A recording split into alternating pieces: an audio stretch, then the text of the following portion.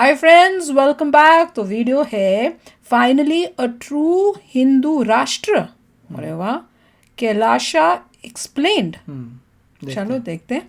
तो वीडियो शुरू करते हैं। वीडियो शुरू करने से पहले अगर आप चैनल पर नए हो और आपने अभी तक सब्सक्राइब नहीं किया है तो जल्दी से पहले सब्सक्राइब के बटन बेल आइकन को क्लिक कर लो ताकि आपको हमारे सारे न्यू वीडियोस के नोटिफिकेशन मिल जाएं जैसे हम अपलोड करें। अगर आपको वीडियो पसंद आता है प्लीज लाइक एंड शेयर। चलिए शुरू करते हैं। हाल में ही एक नए हिंदू देश का रिप्रेजेंटेटिव यूनाइटेड नेशंस में एक नई देश की डिमांड कर रहे थे। I'm here representing the United States of Kerala. I'm the permanent ambassador, Vijayapriya Nityananda. इस देश को दुनिया का सबसे महान हिंदू नेशन बोला जा रहा है, जहां हिंदूज अपने कल्चर को बिना किसी प्रोसिक्यूशन या छेड़छाड़ के फ्रीली प्रैक्टिस कर सकते हैं। तो बेसिकली एक रियल हिंदू राष्ट्र। तो कहाँ है ये हिंदू राष्ट्र? जी नहीं, इंडिया में नहीं, नेपाल में नहीं, पाकिस्तान में नहीं, बांग्लादेश में भी नहीं, लेकिन इक्वाडोर में। तो आइए आज इस हिंदू राष्ट्र के बारे में बात करते हैं जिसका नाम है कैलासा। इस देश के फाउंडर स्वामी नित्यानंद के बारे में बात करते हैं। क्या ये देश असली है भी, और क्या सही मायने में दुनिया में एक नया हिंदू राष्ट्र बनकर उभर सकता है? आइए पता करते हैं। तो पहली बार ही सुन रही हूँ। हेलो, श्याम शर्मा शो के इस एपिसोड में आपका बहुत बहुत स्वागत है। मैं हूँ सेक्युलरिज्म का सीईओ श्याम शर्मा और आप सबको एक सेकुलर प्रणाम। तो हाल में ही कैलासा नाम के एक देश की काफी न्यूज फैलने लगी दुनिया में, जब यूनाइटेड स्टेट्स ऑफ कैलासा की एक रिप्रेजेंटेटिव यूनाइटेड नेशंस में जाकर एक नए देश की मांग करने लगी। I'm here representing the United States of Kerala. I'm the permanent ambassador, Vijayapriya Nityananda. So Kerala is the first sovereign state for Hindus, which is established by the Supreme Pontiff of Hinduism, Nityananda Paramashivam. According to Kailasa की website, ये एक देश है जिसको Canada, US और दूसरे countries के हिंदू आदि शैवाइट माइनॉरिटी ने बनाई है। रिपोर्ट्स के मुताबिक ये देश इक्वाडोर नाम के देश के कोस्ट के बाहर एक छोटे से आइलैंड पर बनाया गया है, लेकिन अभी तक इसका कोई प्रॉपर प्रूफ हमारे पास नहीं मौजूद है। इस देश का नाम ऑब्वियसली तिब्बत के माउंट कैलाश के ऊपर रखा गया है, जो एक तरह से शिव जी का घर माना जाता है। इसके वेबसाइट के मुताबिक ये दुनिया का सबसे महान हिंदू राष्ट्र है, जो कि सभी वैसे हिंदुओं के लिए एक घर प्रोवाइड करता है जिनको परसिक्यूट किया गया है, चाहे उनका race, gender, sect, caste, creed कुछ भी हो। चलिए, तो बड़ी अच्छी बात है। कैलासा के रिप्रेजेंटेटिव का मानना है कि कैलासा के लोगों को और खासकर उनके फाउंडर स्वामी नित्यानंद को इंडिया में परसिक्यूट किया जा रहा है। Now, the Supreme Pontiff of Hinduism and Kerala have gone through intense persecution and human rights violation for reviving the indigenous traditions and lifestyle of Hinduism.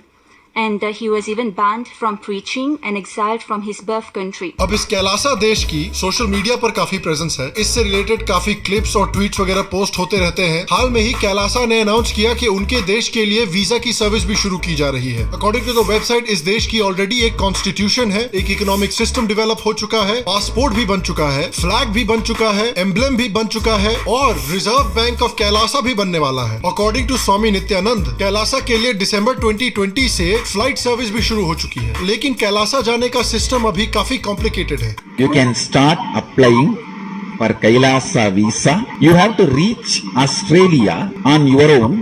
From Australia, Kailasa has its own chartered flight services. You will be taken to Kailasa by Kailasa's own private chartered flight services. Please do not ask for more than 3-day visa. According to Kailasa की website, इन्होंने एक Hindu parliament भी develop किया है। इस parliament में 5 sections होंगे: चित सभा, राज्यसभा, देव सभा, कनक सभा और नित्यानंद सभा। इन 5 सेक्शंस को वेदों और आगमास की टीचिंग्स के हिसाब से चलाया जाएगा। चित सभा में स्पिरिचुअल एनलाइटनमेंट साइंस सिखाया जाएगा और इसमें दुनिया भर के सभी हिंदू रिप्रेजेंटेटिव्स को इंक्लूड किया जाएगा। राज्यसभा एक डेमोक्रेटिक सिस्टम होगा जिसमें दुनिया भर के हिंदू लीडर्स को इन्वाइट किया जाएगा। राज्यसभा बेसिकली कैलासा का पॉलिटिकल सिस्टम होगा। देव सभा एक थिंक टैंक होगा जो कि वेदों और शास्त्रों का इस्तेमाल करके एक एडमिनिस्ट्रेटिव सर्विस क्रिएट करेगा। कनक सभा हिंदू रिसोर्स डेवलपमेंट करेगा, यानी हिंदू इकोनॉमिक सिस्टम डेवलप करेगा। और फाइनली नित्यानंद सभा में ऐसे लोग होंगे जो पूरे देश के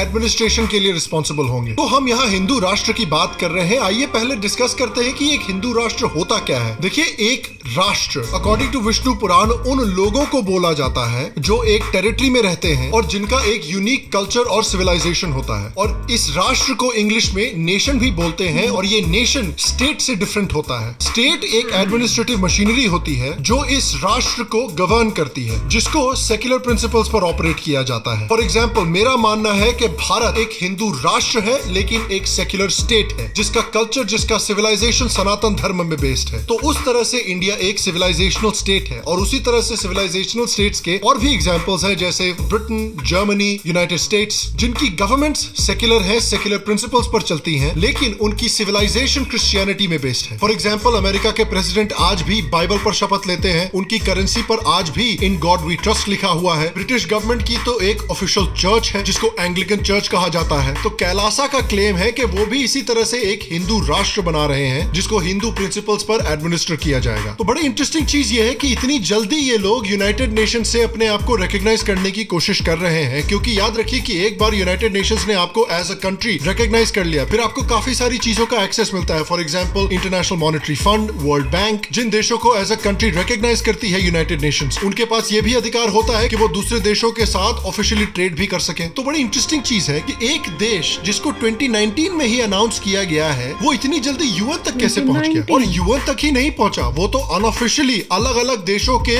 रिप्रेजेंटेटिव्स के साथ मीटिंग करके अपने देश को एक लेजिटिमेसी देने की भी कोशिश कर रहे हैं। Note 11 now. The city of Newark is admitting it got scammed. It was about to become a sister city with a Hindu nation, but there's one problem. That nation doesn't even exist. तो एक सवाल उठता है कि क्या United Nations Kailasa को as a separate country actually declare कर सकता है? वेल देखिए, according to the Montevideo convention of 1933, जिसको यूनाइटेड नेशंस इंटरनेशनल लॉ के बराबर मानता है, किसी भी कंट्री के कुछ फंडामेंटल एस्पेक्ट्स होते हैं। फॉर एग्जांपल, पॉपुलेशन, कि भाई उस देश में कुछ रहने वाले लोग होने चाहिए, एक स्पेसिफाइड टेरिटरी होनी चाहिए उस देश की, उस देश में एक गवर्नमेंट होनी चाहिए जिसमें कुछ इंपॉर्टेंट एडमिनिस्ट्रेटिव मशीनरीज हो, जैसे कि home ministry, defence, treasury etcetera. फिर सॉवरेनिटी और लॉ एंड ऑर्डर मशीनरी भी होनी चाहिए इस देश में। यूनाइटेड नेशंस के लिए प्रॉब्लम यह है कि कैलासा के लिए अभी तक स्वामी नित्यानंद ने इन सब चीजों को क्लियरली नहीं प्रूव किया है। कोई भी नहीं जानता कि भाई ये कैलासा देश का जो लैंड मास है वो कहाँ है, इस देश में लोग रहते भी हैं या नहीं, इस देश में करेंसी है या नहीं, करेंसी है भी तो क्या है, क्या इनकी खुद की अपनी करेंसी है, क्या ये डॉलर का इस्तेमाल करते हैं, क्या ये रुपी का इस्तेमाल करते हैं। तो इन सब चीजों के ना होने की वजह से यूनाइटेड नेशंस ने हाल में ही अनाउंस किया कि कैलासा को एज अ कंट्री रिकॉग्नाइज नहीं किया जा सकता। एज अ रिजल्ट कैलासा को एक माइक्रो नेशन डिक्लेयर कर दिया गया है, यानी ये एक सेल्फ प्रोक्लेम्ड देश है जो अपने आप को एक सॉवरेन देश मानता है, लेकिन ऑफिशियली इसको सॉवरेन देश डिक्लेयर नहीं किया जा सकता। तो आइए अब कैलासा के फाउंडर स्वामी नित्यानंद के बारे में बात करते हैं। स्वामी नित्यानंद कैलासा ट्रेडिशन के एक संत हैं जो तमिलनाडु के कांचीपुरम शहर से आता है। कैलासा ट्रेडिशन एक अम्बरेश्वर टेम्पल में बेस्ड है और स्वामी नित्यानंद कैलासा ट्रेडिशन के 233rd पॉन्टिफ यानी गुरु महासन्निधानम माने जाते हैं। ये सोशल मीडिया पर भी काफी पॉपुलर हैं क्योंकि इनके ओपिनियंस काफी इंटरेस्टिंग हैं।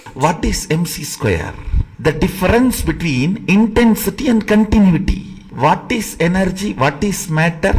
Matter is continuity, energy is intensity. MC. I told the sun, don't come out till I finish the Dwajarohana. And today, 40 minutes sunrise late. Last few days, I'm very seriously considering I'm going to be in this body and operate this body for 200 years.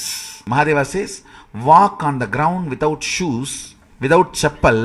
Bhuma Devi will take the body scan of you and whatever vitamins, minerals, important ingredients required for your body which you don't have, she will add it in the food which is growing in that area. So eat that food, that is medicine. लेकिन इनकी life का एक और पहलू है जो थोड़ा dark है कि इनके ऊपर इंडिया में एक्चुअली काफी केसेस भी फाइल किए हुए हैं। शुरुआत हुई थी 2010 से जब इनके ऊपर बलात्कार के केस में एक केस फाइल किया गया था और इनके आश्रम के 2 मैनेजर्स के ऊपर भी केस फाइल किया गया था कि ये माइनर्स को यानी 18 से कम की उम्र के बच्चों को जबरदस्ती अपने आश्रम में रखकर काम करवा रहे हैं। गुजरात पुलिस ने 2019 में इनके ऊपर एक FIR फाइल किया था जब इनके आश्रम से 2 लड़कियां गायब हो गई थी। इस FIR में ये भी चार्ज लगाया गया था कि ये माइनर्स का यानी 18 से कम के उम्र के बच्चों को जबरदस्ती किडनैप करके अपने आश्रम में रख लोगों से डोनेशन मंगवाते हैं। इनफैक्ट स्वामी नित्यानंद के ऊपर 2020 में एक डॉक्यूमेंट्री भी बनाई गई थी जिसमें कि उनके बहुत सारे फॉलोअर्स सामने आए थे और बोला था कि किस तरह से उनकी इस आश्रम में एक्सप्लॉयटेशन हुई है। इनके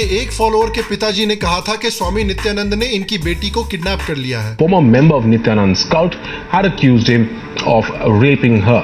where a father is fighting for justice, fighting for his 2 daughters whom he claims has been kidnapped and illegally confined. इनकी एक और फॉलोअर थी संगीता, जिनकी मदर ने इनके ऊपर काफी संगीन एलिगेशंस लगाए हैं, क्योंकि कुछ सालों पहले इनके आश्रम में संगीता की मिस्टीरियस सर्कमस्टेंसेस में मौत हो गई थी। और क्योंकि स्वामी नित्यानंद के ऊपर काफी सीरियस FIRs और चार्जेस लगे हुए थे, इसलिए मिनिस्ट्री ऑफ एक्सटर्नल अफेयर्स ने 2018 में इनका इंडियन पासपोर्ट कैंसिल कर दिया था और नए पासपोर्ट के एप्लीकेशन को भी रिजेक्ट कर दिया था। और इंटरेस्टिंग बात यह है कि इन सारे केसेस के इमर्ज होने के 1 साल के बाद इन्होंने कैलासा नाम के एक नए देश की अनाउंसमेंट की। और इन सारे केसेस जो इन पे फाइल्ड है, इनका इस्तेमाल करके इनके फॉलोअर्स कह रहे हैं कि इनको परसिक्यूट किया जा रहा है भारत में। अब देखिए, ये पॉसिबल है कि गुजरात की जो बीजेपी गवर्नमेंट है, बीजेपी की जो सेंट्रल गवर्नमेंट है, वो एंटी हिंदू है, वो इनको टारगेट कर रही है स्पेसिफिकली। हो सकता है कि इनको स्वामी नित्यानंद से कोई पर्सनल प्रॉब्लम हो, लेकिन ये याद रखना जरूरी है कि अभी तक जो इतने सारे केसेस फाइल्ड हैं, जो इनके ऊपर एलिगेशंस लगे हैं, इसका प्रॉपर लीगल जवाब अभी तक नहीं दिया गया है। तो देखिए, सबसे पहले मैं कोई लीगल एक्सपर्ट तो हूं नहीं, इन केसेस में क्या सच है, क्या झूठ है, क्या ये केसेस सही है या गलत है, इसका जवाब मेरे पास नहीं है। ये सारे अभी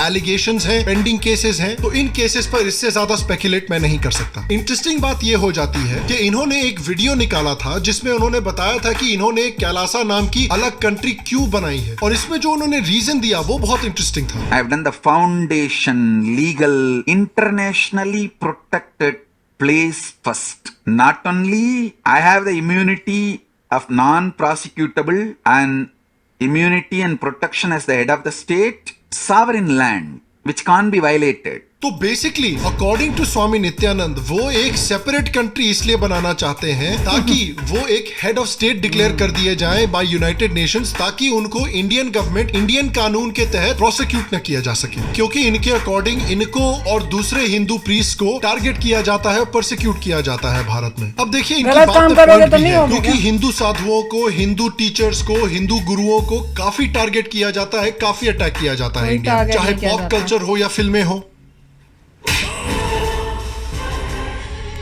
मैं राक्षस नहीं हूं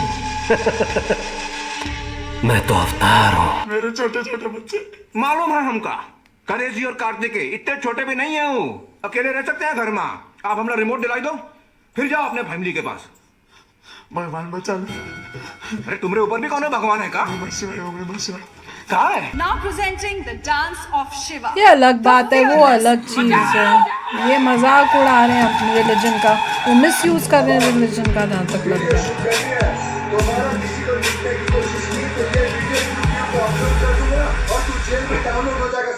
ये राम जी के फॉलोअर दिन भर दिन सोशल मीडिया पे बढ़ते ही जा रहे हैं। मुझे लगता है हमें भी कोई नई सोशल मीडिया स्ट्रैटेजी बना लेनी चाहिए। आजादी सामंतवाद से, जातिवाद से, विचारों से। परिवर्तन के लिए तैयार रहो। जय आर्यवत। जय आर्यवत।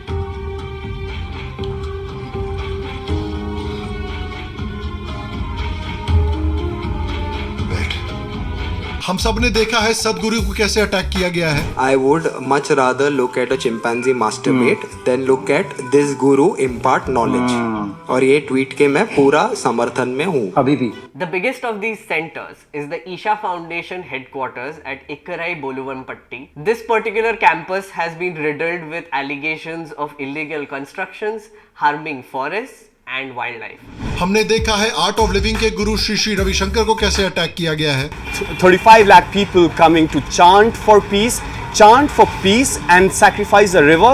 What kind of a design are we actually talking about? वहाँ कई जलमुर्गियां हैं, हजारों अंडे, हजारों एकड़ जमीन सब तरह से तबाह करके इस आदमी का कौन सा फंक्शन कर रहा है। हमने ये भी देखा है कि बाबा रामदेव को कैसे अटैक किया गया है। Ramdev was also seen casually mocking our doctors and frontline workers while flapping his legs about like an 80s actress.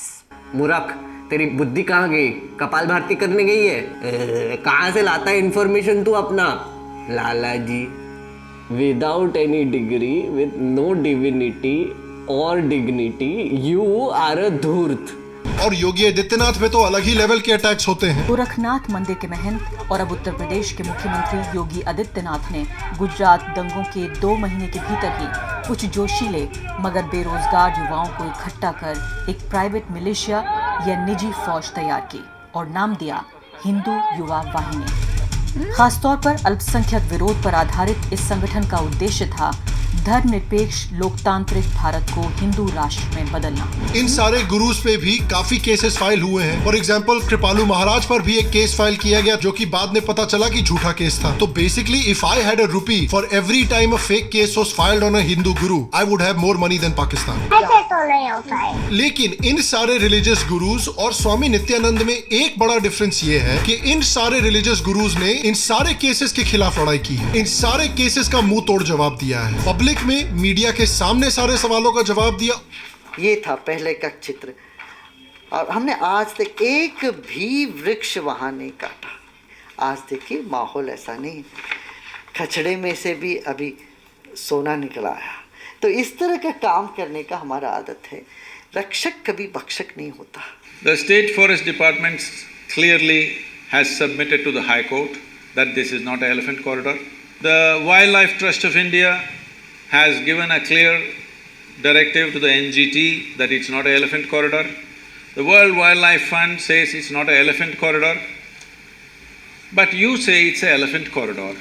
I don't know what's your relationship with the elephants. And the elephant corridor is not anywhere in 100 kilometers of where we are. You can go look up the map today.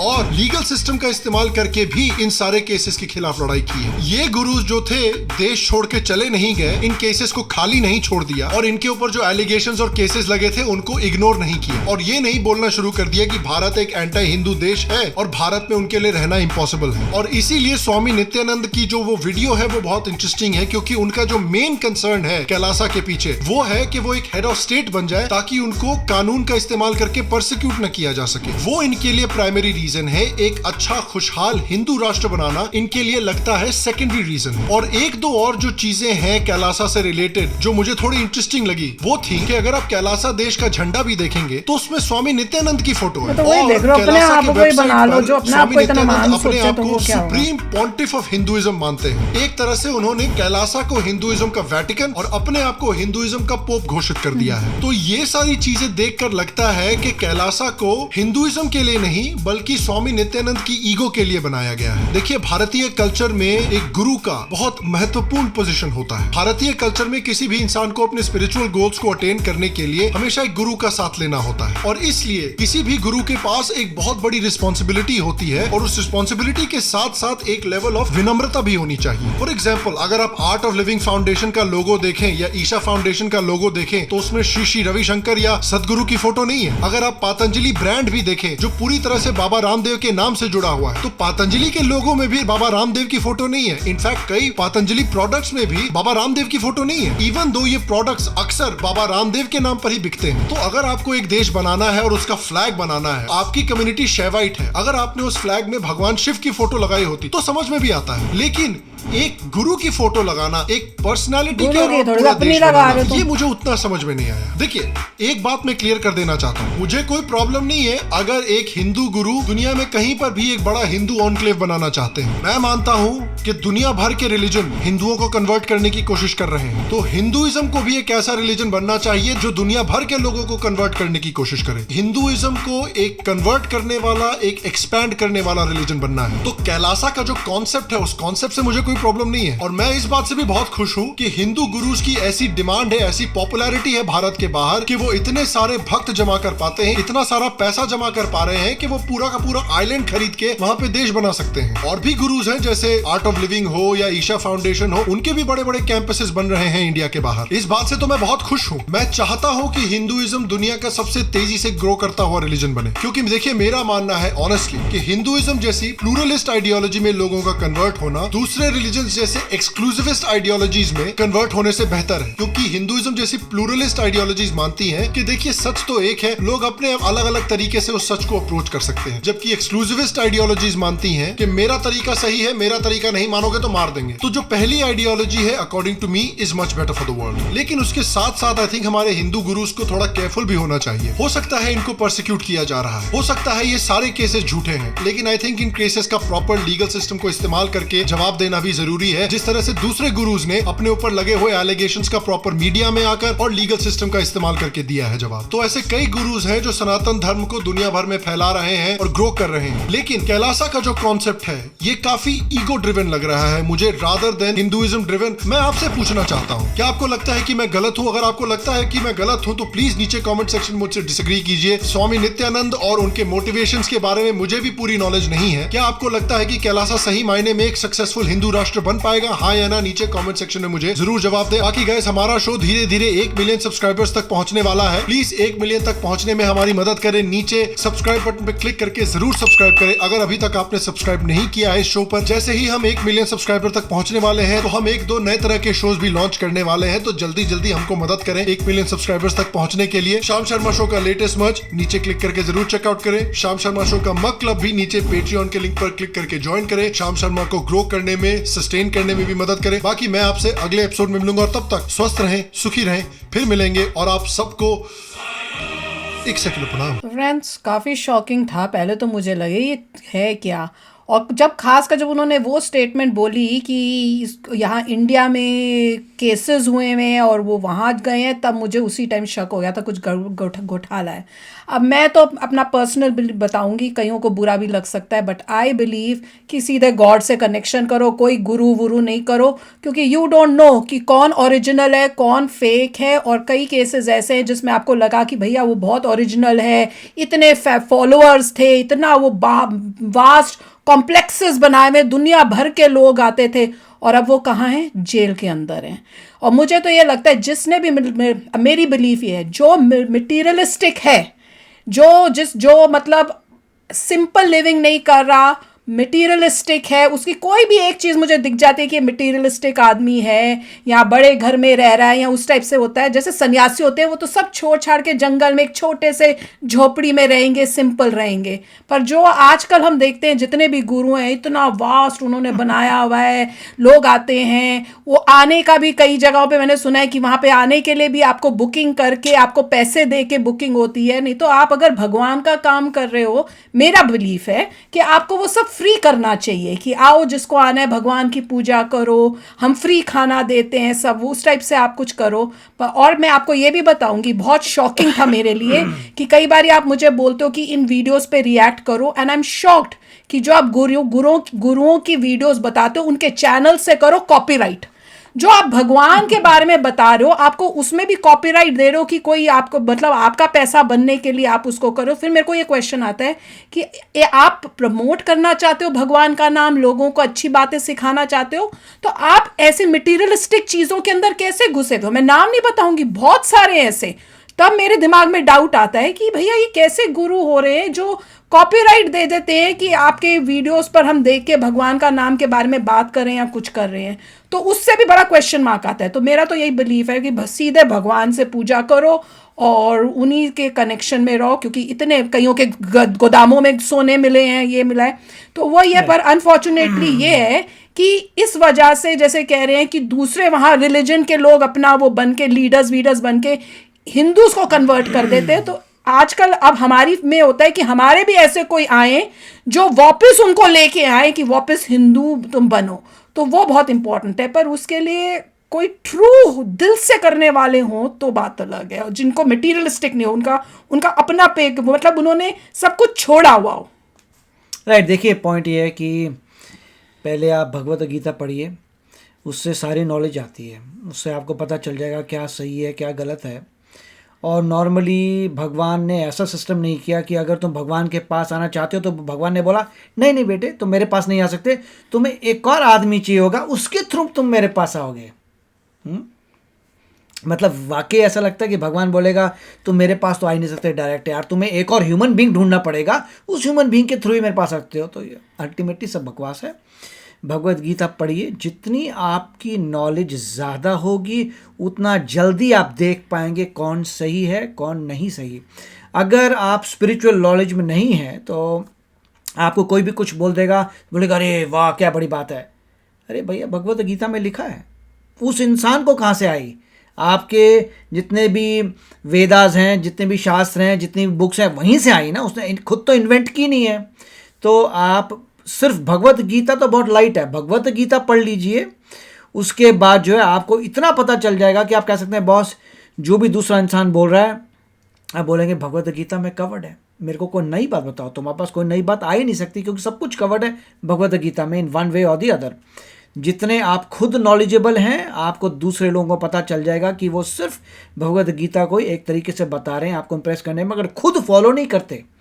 जो materialistic चीज़ों में पड़ा हुआ है वो क्या साधु हो सकता है भाई, मेरा तो यही नहीं। और खासकर जो इनका बता रहे हैं, जिनके इतने केसेस हो रहे हैं और वो वहां पे अपना हिंदू राष्ट्र, हमारे मतलब रिलीजन का नाम बर्बाद कर रहे हैं, बदनामी हो रही है भैया हमारे हिंदू रिलीजन जो की। इंसान इतने राजस्व में घूम रहा है, देखा नहीं है कैसे ड्रेस्ड अप है और किस टाइप से किया हुआ है। अगर किसी इंसान का रियल पर्पस है टू मीट गॉड, वो इस तरीके का नहीं होगा। ऐसे ड्रेसअप भी नहीं होगा कि गोल्ड का इतना बड़ा बड़ा मुकुट से बने हुए बड़े बड़े, जिसके पास जितना भी पैसा हो रहेगा, साधारण तरीके से अच्छे कार्य करेगा, वो इंसान भगवान के पास जाएगा। जो भी भगवत गीता पढ़ी है सब कुछ लिखा हुआ है, सब कुछ पता चल जाएगा। तो मैं तो यही कहूँगा कि जो लोग जितने ही ज़्यादा अनएजुकेटेड हैं, उतने ज़्यादा उनको अगर कोई बात कर दे, आपको लगता है ओ ग्रेट बात है, क्योंकि उस इंसान ने एजुकेशन नहीं ली। नहीं, मेरे हिसाब आप भगवत से गीता पढ़िए, आपको नॉलेज आएगी, फिर आप कहेंगे देखो यार तुम जो भी कर रहे हो भगवत गीता से आ रहा है। मेरे हिसाब से इंडियंस जो है ना बहुत सीधे और सिंपल लोग हैं,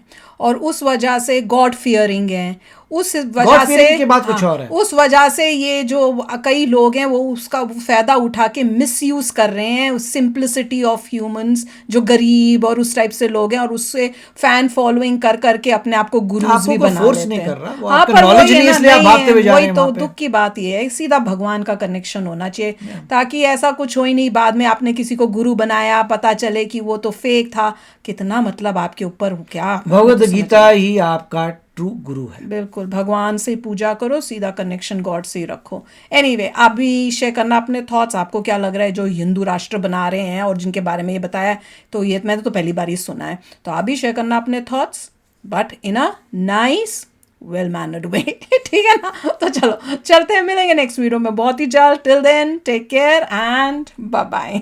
तो अगर आप मेरे इस चैनल पे नए हो तो जल्दी से सब्सक्राइब के बटन को हिट करो और बेल आइकन को क्लिक करो, ताकि आपको मेरा जब नया वीडियो मैं लगाऊं आपको उसके बारे में जल्दी से पता चल जाए।